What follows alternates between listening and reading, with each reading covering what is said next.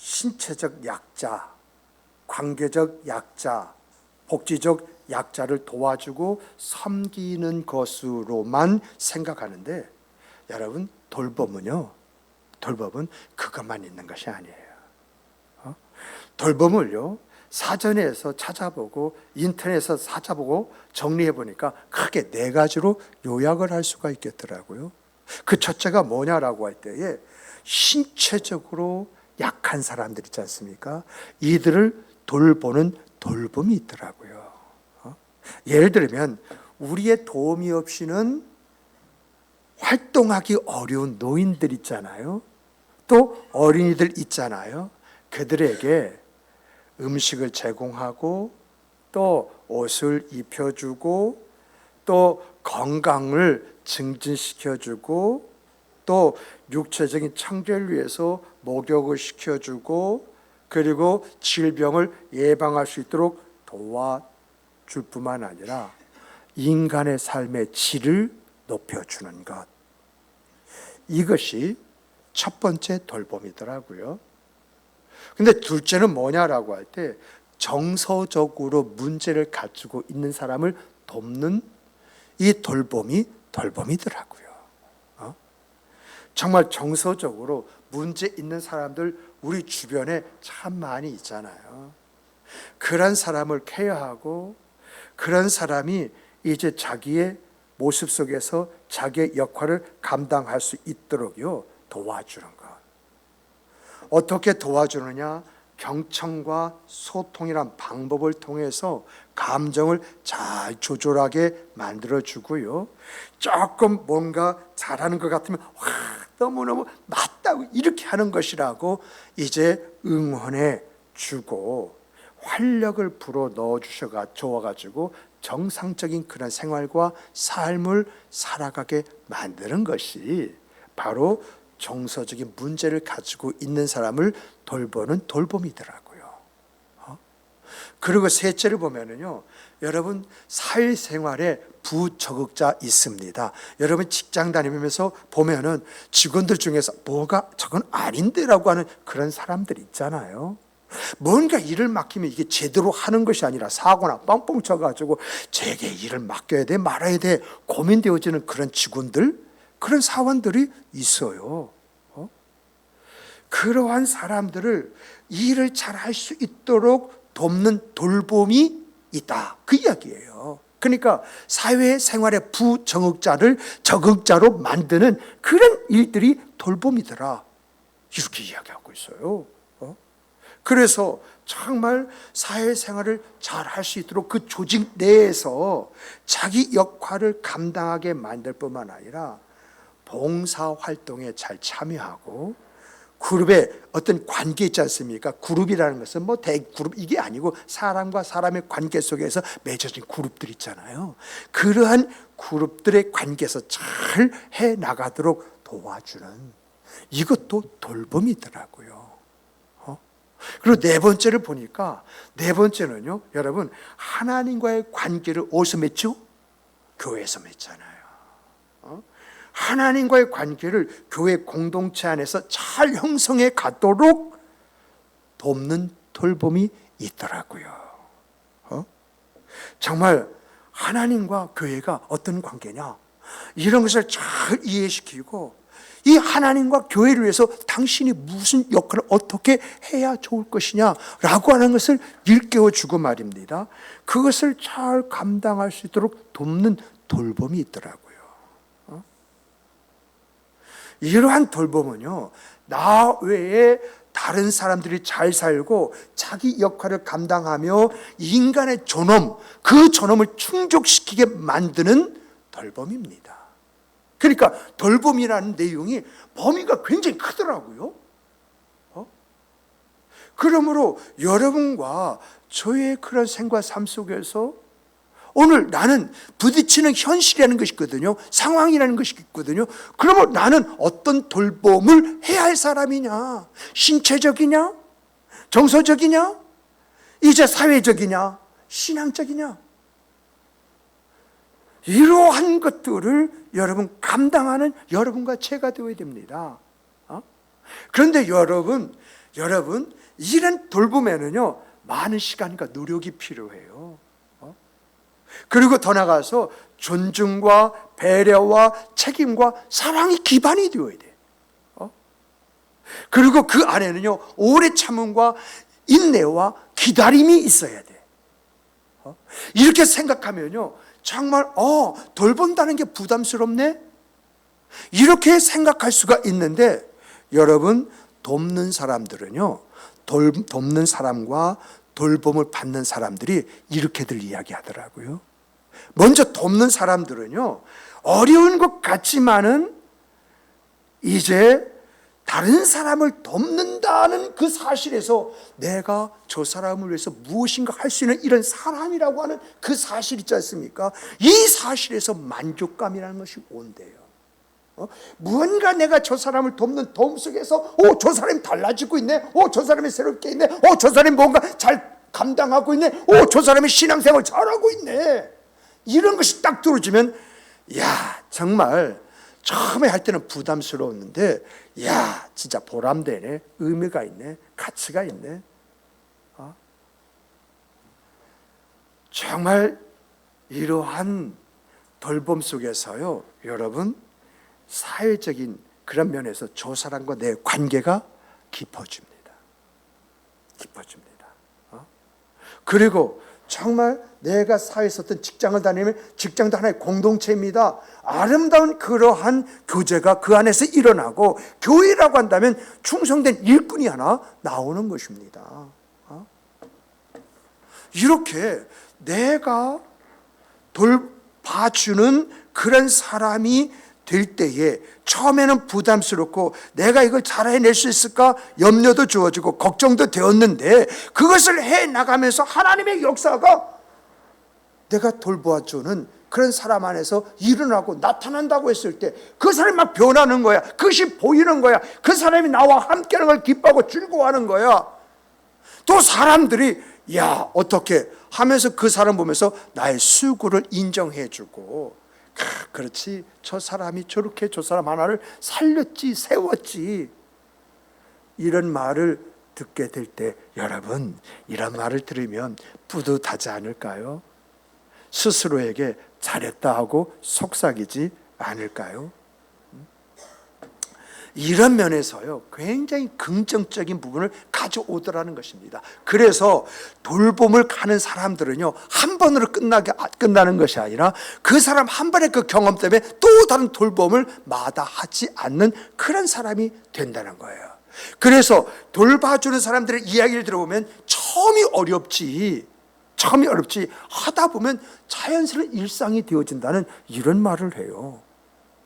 그래서 이런 말을 조사하면서 맞아, 사람들에게는 그 사람 안에 보람이 있고 가치 있고 의미가 있으면 그 일들 위해서 내 자신을 헌신하게 되어져 있는 것이지, 내가 나를 보면서 스스로 그걸 받아들이게 되어지더라고요.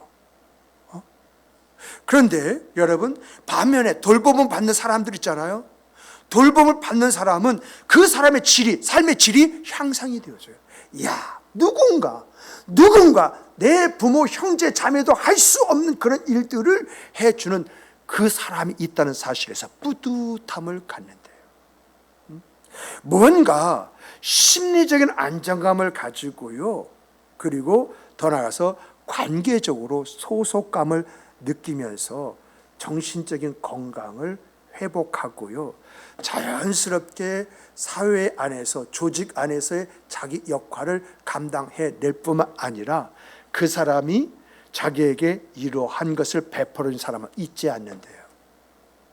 그 사람 마음속에 언젠가 내가 꼭 이 사랑을, 이 섬김을, 이 돌봄을 내가 갚고 말아야겠다라고 하는 그런 마음 가지고요, 항상 이제 자기를 돌봐준 그 사람의 말에서는 아 그래요? 아 알았습니다. 그렇게 하죠 하는 반응이 온다는 것입니다. 우리가 잘 아는 대로 지금 토트넘의 손흥민이라고 하는 그 선수가 캡틴이라고 불리는 그 부름 속에서 나오는 그런 다양한 동영상을 바라보니까 그 손흥민 하나를 중심해서 토트넘의 선수들이 똘똘 뭉쳐가지고 조화를 이루는 이런 삶 속에서 그 이제 선수들이 하는 그 말이 캡틴, 우리의 캡틴은 그냥 캡틴이 아닙니다. 이 캡틴을 위해서는 내가 무엇이라도 어떻게 하고자 하는 그런 마음의 자세를 가지고 있습니다. 이런 이야기를 들어보잖아요. 그런데 여러분, 이런 내용들 있지 않습니까? 이런 내용 하나하나를 살펴볼 때에 돌봄이라는 것은 내 자신만이 아니라 모든 사람에게 영향을 미치는 중요한 가치를 가지고 있구나. 가치를 가지고 있구나. 내가 정신적으로 영적으로 건강하게 살아가는 데 있어서 내가 내 인생의 삶의 보람과 의미를 가지고 행복한 삶을 살아가는 데 있어서 불가결한 것이고, 또한 이제 사회면 사회 공동체, 교회면 교회 공동체 의식을 높일 뿐만 아니라 결속력을 강화하는 데 기여하고 있다라고 하는 사실. 그래서요, 잠언 3장 27절에서 이렇게 말합니다. 도움을 청하는 자의 손을 뿌리치지 말고 도와줄 힘만 있으면 망설이지 말아라. 이렇게 이야기를 해요. 이게 공동서신에 나와 있는 내용이거든요. 그런데 여러분이 잠언 3장 27절을 묵묵하게 읽어본다고 한다면 공동서신을 말한 그 내용을 이해하게 되어져 있어요. 도움을 청하는 자가 누굽니까? 누군가 나를 도와줄 수 있는 사람, 날 좀 돌봐줄 수 있는 사람, 나를 케어해서 뭔가 할 수 있는 사람으로 만들어줄 수 있는 사람, 바로 이러한 사람이 뭔가 도움을 찾고 도움의 손길을 이제 요청할 때 내가 그의 필요를 충족시켜 줄 수 있는 사람이에요. 그랬을 경우에는 망설이지 말아라. 주저하지 말아라. 한번 도전해봐라. 그러면 너의 생각 그 삶에 무엇이 열매로 주어지고 나타나는지 네가 확인하고 네가 체험하게 될 것이다. 이런 말씀이거든요. 오늘 본문은요, 돌봄에 대해서 이렇게 말합니다. 21절 한번 보십시다. 21절에 이웃을 업신 여기는 자는 죄를 범하는 자요, 빈궁한 자를 불쌍히 여긴 자는 복이 있는 자니라. 22절도 봅시다. 악을 도모하는 자는 잘못 가는 것이 아니냐? 선을 도모하는 자에게는 인자와 진리가 있으리라. 무슨 말이죠? 어느 강해집을 보니까 이 21절과 22절을 이렇게 해석해 나왔더라고요.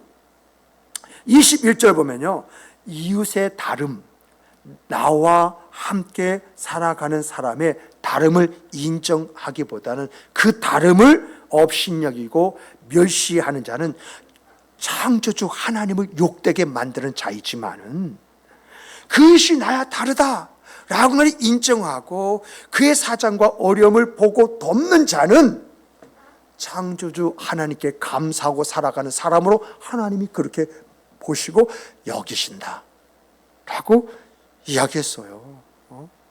이렇게 말한 이유가 뭘까 하고 찾아보니까, 여러분, 그 사람을 누가 지었죠? 하나님이 그 사람을 창조했잖아요. 지었잖아. 하나님의 뜻이 있어서 그 사람을 이 세상에 보내신 것이잖아요. 그리고 하나님께서 어려움 가운데 누군가 도움이 필요한 그런 사람들에게는 그 도움을 주는 사람이 되어야 한다라고 명령하셨고, 어떻게 도와야 할 것인가라고 한 것까지도 자세하게 말씀을 하셨거든요. 그런데 나와 생각이 다르고 말이 다르고 행동이 다르다고 업신여기고 멸시하는 것은 그 지으신 하나님을 멸시하는 것이다. 그리고 그 이제 다름에 대해서 이제 행동하는 그런 부분들은 그가 하나님의 말씀을 정면으로 거부하는 그런 행동이다. 이렇게 이야기하고 있잖아요.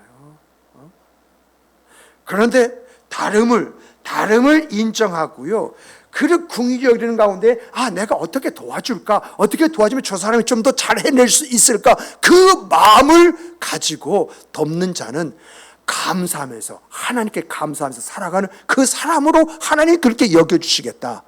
왜요? 그 사람은 창조주 하나님께서 그를 지으셨다는 인정하기에, 또 하나님께서 명령과 말씀을 순종하는 것이기에 하나님이 그 사람을 볼 때에는 어떤 사람 보시냐? 그 일을 행하는 그 자체를 감사하면서 사는 사람으로 이렇게 여겨주시겠다. 이게 성경의 이야기더라고요. 또 22절을 보면은요, 이웃을 업신 여기는 자는 악을 행하는 자이므로 스스로 망한 길을 찾아서 그냥 그 길을 가는 사람이지만, 여호와를 경외하는 마음으로 돕는 자는 하나님의 은혜와 사람의 존경을 받게 된다. 이렇게 이야기하고 있어요. 여기서 강조하는 것은, 이 20에서 강조하는 것이 뭐냐? 하나님의 공의와 정의예요. 하나님은 악을 행하는 자에게는 벌을 주시지만 선을 행하는 자에게는 은혜와 복을 주신다라고 하는 이야기예요. 그런데 오늘 우리가 이런 말씀 속에서 조금 더 깊게 살펴볼 것은, 여러분, 빈곤한 자, 빈궁한 자는 누구일까요? 오늘 우리들이 우리의 삶에서 어렵게 살고 있는 사람, 힘들게 살고 있는 사람을 이야기할 수 있습니다만은, 우리는 조금 더 차원을 가지고 우리 교회 안에서 누가 빈곤한 자인가, 누가 빈곤한 자인가 라고 하는 것을 구분해 내야 되거든요. 그래야 정말 교회 안에서부터 내가 그를 돌봐주고 섬김을 통해서 그 사람 한 사람을 세워나가는 이 세워남 속에서 하나님 앞에 인정받는 그런 사람이잖아요. 그러므로 여러분, 오늘 본문에서 말하는 빈곤한 자, 빈궁한 자가 누구냐? 우리 교회 안에서 그런 사람이 있다고 하면 그 사람이 누구냐라고 하는 것을 우리가 여기서 정리하고 나갈 때에, 내가 그 사람에 대해서 이런 도움을 좀 줘야겠구나. 이런 부분에서 그와 좀 함께 이제 해야겠구나. 뭔가 실천적인 그런 생각과 삶을 가질 수 있는 것이잖아요. 자, 그러면 여러분, 오늘에 있어서 여러분과 제가 우리 교회 안에서 신앙생활함에 있어서 빈곤한 자, 궁핍한 자는 누구냐? 자기가 누구인지 모르는 사람입니다. 자기가 누구인지 모르는 사람. 분명히 신앙을 가졌기에 하나님의 사람인데 자기가 하나님의 사람인지 세상 사람들 구분 없이 사는 사람 있잖아요. 이런 사람이 빈곤한 자입니다. 영적으로 빈곤한 자, 정신적으로 빈곤한 자. 그러므로 여러분, 내가 돌본다고 할 때 정말 영적으로 정신적으로 그가 누구인지 모르고 천방지축처럼 이렇게 말하고 행동하는 사람이잖아요. 정말 그런 사람에게 내가 어떤 도움을 줘서 하나님을 알게 하고 자기 자신이 어떤 사람인가 그걸 인지하고 살아갈 수 있도록 만들 수 있을 것이냐. 이것이 우리의 숙제가 되어야 돼요. 그래야 내가 그런 사람을 만났을 때 움직이게 되어져 있어요. 뭔가 내가 이 사람에게 하나님과 교회 안에서 그의 역할이라는 것이 어떤 것인가 일깨워주면서 하나님이 원하시는 그 생과 삶을 살아갈 때 성령께서 나의 숙을 통해서 역사하시는 그 역사하심이 나에게는 보람과 기쁨이 되어지고 상대방에게는 회복과 은혜의 아름다운 생과 삶을 살아가게 만든다라고 하는 이야기입니다. 그리고 또 여러분, 빈곤한 자는 누구이냐, 궁핍한 자는 누구이냐라고 할 때에 어떤 사람이냐?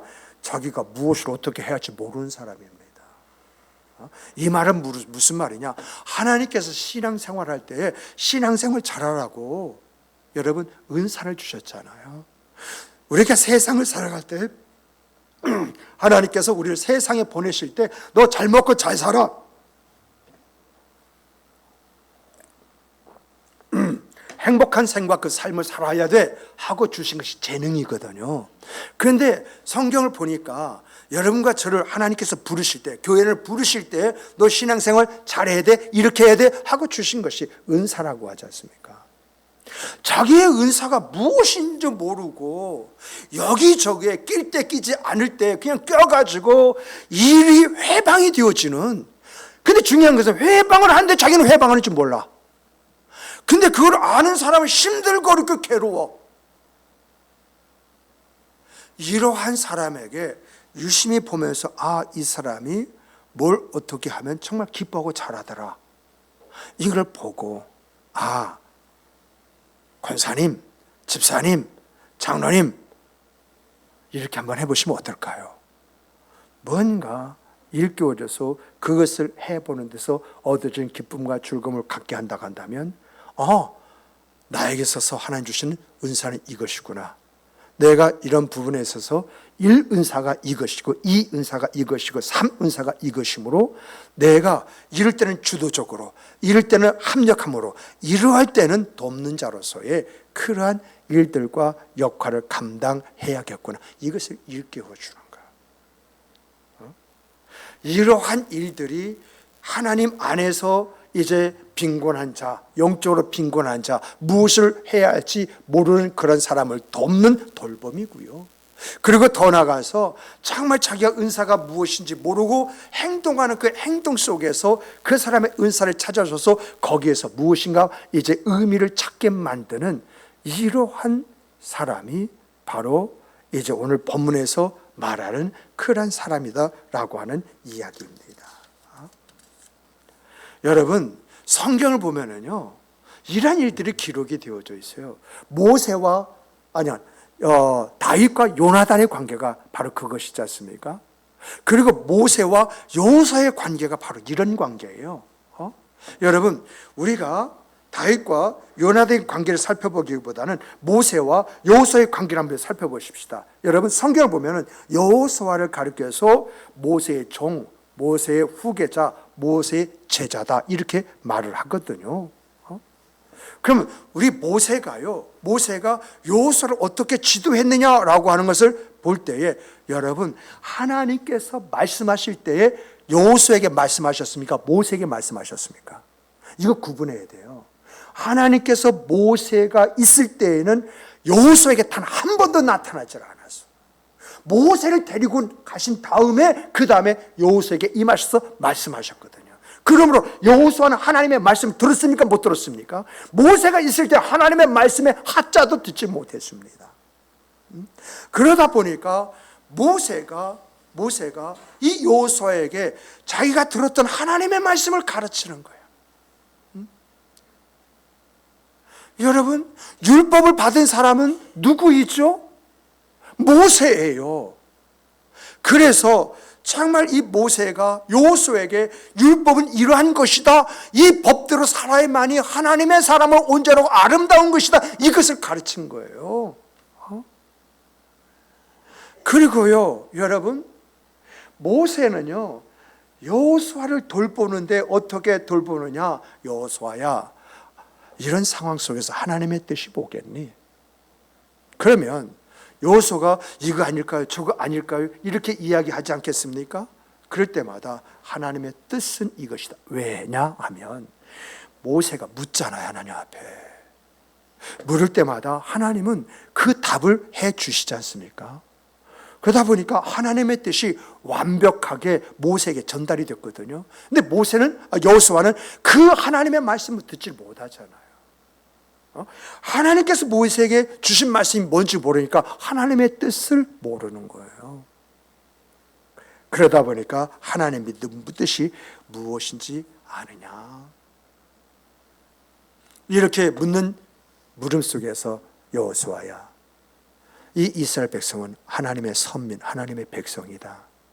이 이스라엘 백성들을 어떻게 세워 나가야 하겠느냐,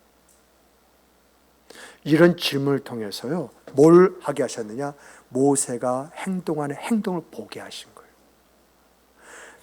질문을 통해서 의문을 딱 주고, 그 의문을 주고 난 다음에 내용을 보니까 여호수아가 보고 배우도록 이런 방법을 선택을 했다는 거예요. 정말 그 지도력을 발휘하는 그런 내용을 보니까 여호수아가 결정을 내려야 할 때 어떻게 결정을 내려야 하는지, 여호수아가 이스라엘 백성을 이끌 때 어떻게 이끌어야 하는지, 여호수아가 이스라엘 백성과 갈등이 있을 때 그 갈등을 어떻게 풀어야 할지, 이것을요 모세가 이것을 옆에다 두고요 보여주는 거예요. 이렇게 결정을 내려야 하는 것이고, 이렇게 이끌어야 하는 것이고, 이렇게 갈등이 있을 때 해결하는 거야. 이걸 보여준 거예요. 그래서 이제 여호수아가 그 여호수아의 생과 삶을 보니까 여호수아가 모세가 보여준 것에 대한 모범을 행하고 있어요. 그리고 모세의 그 조언대로 이 여호수아가 그렇게 움직여요. 그리고 모세가 격려한 대로 여호수아가 이스라엘 백성을 격려하는 것이 있잖아요. 이러한 것을 통해서 이스라엘 백성을 어디로 이끌어가요? 모세가 죽고 난 다음에 이 이스라엘 백성들을 요단을 건너가게 하고, 그리고 가나안 땅을 차지하게 만들고, 거기서 그 가나안 땅을 유업으로 하나님이 말씀하신 그 말씀을 이루는 그 생과 그 삶을 살아내도록 만들잖아요.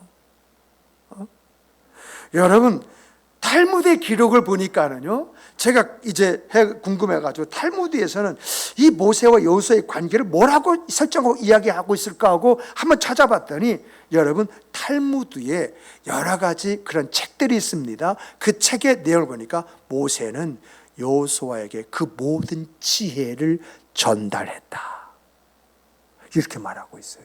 모든 지혜라고 하는 것은 어떻게 전달했을까요? 질문을 던지고 의문을 갖게 하고 보여주는 것으로 가르쳤다. 이것이 지혜이다. 이것이 하나님의 방법이다. 이것은 내가 앞으로 해야 할 내용들이다. 이걸 일깨워 주었다는 것입니다. 또 탈무드 다른 것을 보니까 모세는 여호수아에게 그의 영을 전달했다. 그의 영을 전달했다는 것은 뭐죠? 그의 신앙을 심어주고 그 신앙대로 살아가게 만들어줬다는 이야기잖아요. 또 탈무드 다른 것을 보니까 모세는 여호수아에게 그의 모든 힘을 전달했다. 하나님의 역사가 어떻게 주어지고 나타나느냐, 하나님의 역사는 이렇게 주어지고 나타나는 보여줌으로 인해서 여호수아가 그 말씀 안에서 살아감을 통해서 하나님의 역사를 일으키는 자가 되게 만들었다, 그 이야기거든요. 이렇게 성경과 탈무드에서는요, 모세의 돌봄 속에 여호수아가 모세의 뒤를 이어 이스라엘의 민족의 지도자가 되었고, 여호수아가 하나님이 약속하신 이제 젖과 꿀이 흐르는 가나안 땅으로 이스라엘 백성을 인도하게 되었다라고 하는 것입니다. 우리가 이런 역사적인 사실에서 볼 수 있듯이 돌봄은 뭡니까? 돌봄이 뭐예요? 여러분, 돌봄이란 그 사람의 자존심과 삶의 보람과 의미와 존엄성을 통해서 하나님의 일을 도모하게 만들고, 또한 교회를 따뜻하고 건강한 교회로 만드는 것이다 라고 하는 것을 우리가 여기서 보게 되는 것입니다. 이러한 우리 교회가 되기 위해서, 우리가 말씀만 들은 것이 아니라 우리 교회가 이런 교회가 되어야 되지 않겠습니까? 이런 교회가 되기 위해서 우리 안에 있어야 할 것이 무엇입니까? 정말 이런 우리 교회가 되기 위해서 여러분, 서로 존중하고 배려하는 문화가 우리 안에서 일어나기를 주님의 이름으로 축복합니다.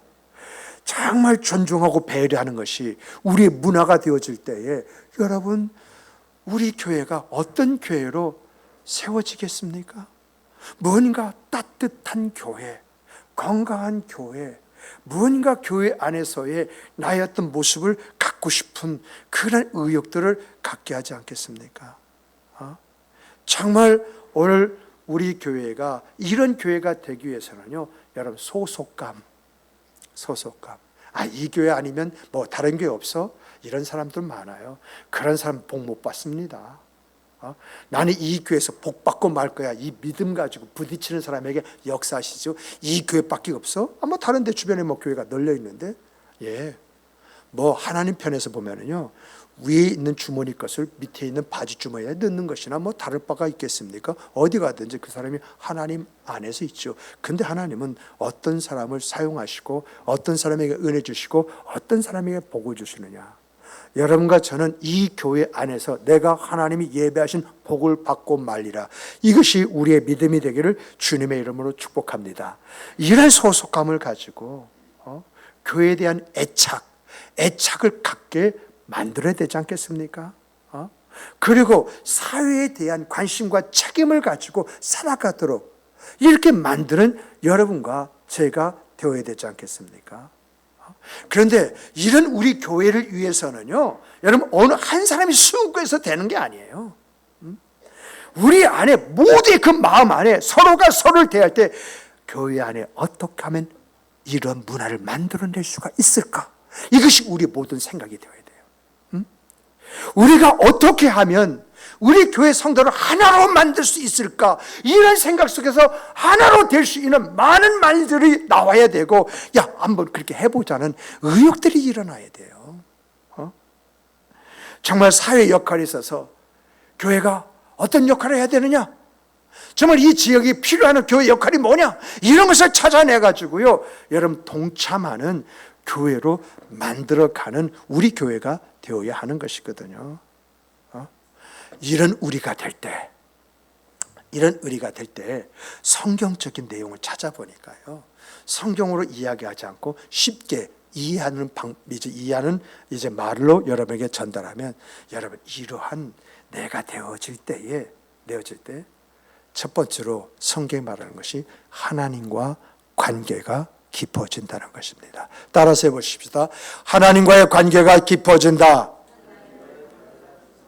여러분, 하나님과의 관계가 깊어지면 어떤 일들이 우리의 생과 삶 속에서 주어지고 나타날까요? 성경을 보니까 하나님의 많은 약속들이 있네요.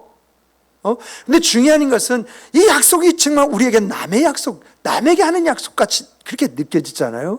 그런데 이것이 나에게 한 약속이 되어져 가지고 내 생의 그 삶 속에 이것이 어느 날 순간부터 쫙 물밀듯이 들어온다고 생각해 보십시오. 이런 것이 내가 보지도 못하고 생각하지도 못하고 상상하지 못하는 하나님의 역사가 되어지는 거예요. 하나님의 관계가 깊어지면 하나님의 것이 내 것이 되어지고, 하나님의 능력이 나의 능력이 되어지고, 하나님의 지혜가 나의 말과 행동 속에서 나오는 지혜가 되는 줄 믿으시기 바랍니다. 두 번째는 뭐냐? 여러분, 하나님의 관계가 깊어질 뿐만 아니라 영적으로 성장을 해요. 영적으로 성장한다는 것이 뭐죠? 내가 하나님 안에서 어떤 사랑을 하고 내가 어떤 헌신을 하는 데 있어서 그 사랑과 헌신이 부담스럽지 않아요. 오히려 내가 이런 사랑을 할 수 있고 이런 헌신을 이제 할 수 있다는 사실 앞에서 기쁨과 즐거움을 갖게끔 되어져 있습니다. 그리고 여러분, 마지막으로 보니까 개인적으로 성장하게 되어져 있어요. 개인적으로 성장한다는 것이 뭘까 하고 찾아봤더니, 여러분 정말 여러분과 제가 정말 우리 교회가 어떤 하나님의 문화를 가지고 아름다운 교회로 세움을 입기 위해서 이 교회를 돌보는 그런 사람이 되어진다고 한다면 개인적인 성장이 있게 될 것이다, 이렇게 이야기해요. 그런 사람의 입에 감사가 있고, 그런 사람의 삶에 겸손이 있고, 그런 사람은 항상 공감의 능력이 있습니다. 공감의 능력이 향상되어지고 문제 해결의 능력이 자연스럽게 그 사람 안에서 주어지고 나타나게 되어진다라고 이렇게 이야기하고 있어요. 생각해 보세요. 정말 감사할 수 없는 상황 속에서 감사해 보세요. 저는요, 제 아내가 감사할 수 없는 상황 속에서도 감사하려고 말로 범죄하지 않으려고 애쓰고 수고하고 노력한대요. 근데 그 감사가요, 나로 하여금 조금 안정감을 갖게 하는 거 있잖아요. 집사람이 하나 앞에 감사하는데 그 감사를 듣는 내가 안정감을 가지고 참 귀하고 아름답다, 저 사람이 내 아내라고 하는 것이 너무 사랑스럽다라고 하는 생각이 주어지니까 말에 있어서 어떤 말이 나올까요? 공손한 말, 배려하는 말, 응원하는 말이 저절로 나와요.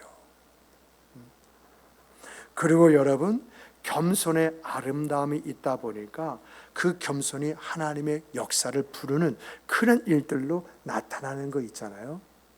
겸손하다고 하는 것은요, 내가 내 자신을 높이지 않겠다, 내 자신을 하나님 앞에 낮추겠다 이거잖아요. 그런데 나는 내 자신을 하나님 앞에 낮췄는데 그 하나님이 날 높여주시는데, 여러분 이걸 내가 막을 방법이 있습니까? 정말 성공한 분들의 이야기 있지 않습니까? 하나님의 역사를 가져오신 분들의 그 이야기는 똑같아요.